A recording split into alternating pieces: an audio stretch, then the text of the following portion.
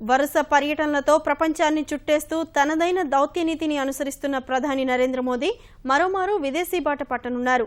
June 4 నుంచి Afghanistan, Qatar, Switzerland, America, మెక్సికోలో మోదీ పర్యటించనున్నారు. తొలుత ఆఫ్ఘనిస్తాన్ వెళ్లనున్న ప్రధాని భారత్ సహకారంతో 1400 కోట్ల రూపాయల ఖర్చుతో నిర్మించిన సల్మాట్ డ్యాంను ప్రారంభిస్తారు.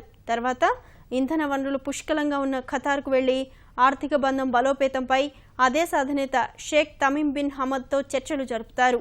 ఖతార్ నుంచి స్విట్జర్లాండ్కు వెళ్లనున్న మోదీ ఆ దేశ ప్రధాని జోహాన్ ష్నీడర్తో సమావేశమై భారతీయ నల్ల కుబేరుల ఖాతాల్లోని సొమ్మును తిరిగి తీసుకురావడంలో సహకారం కోరనున్నారు. పన్ను సంబంధిత అంశాలపై స్వయంచాలిత సమాచార మార్పిడి ఒప్పందంపై భారత్, స్విట్జర్లాండ్ కసరత్తు చేస్తుండగా ఆ విషయంలోనూ ముందడుగు వేసే అవకాశం ఉంది. అగ్రరాజ్య అధ్యక్షుడు బరాక్ ఒబామా ఆహ్వానంపై జూన్ 7న అమెరికా వెళ్లనున్న ప్రధాని రక్షణ, భద్రత, ఇంధన రంగాల్లో సహకారం పెంపు దిశగా రెండు దేశాలు సాధించిన పురోగతిపై చర్చిస్తారు. అమెరికా కాంగ్రెస్ ఉభయ సభల్ని ఉద్దేశించి మోదీ ప్రసంగిస్తారు. తర్వాత వాణిజ్యం, పెట్టుబడుల రంగాల్లో బంధం బలోపేతమే లక్ష్యంగా ప్రధాని మెక్సికోలో పర్యటిస్తారు.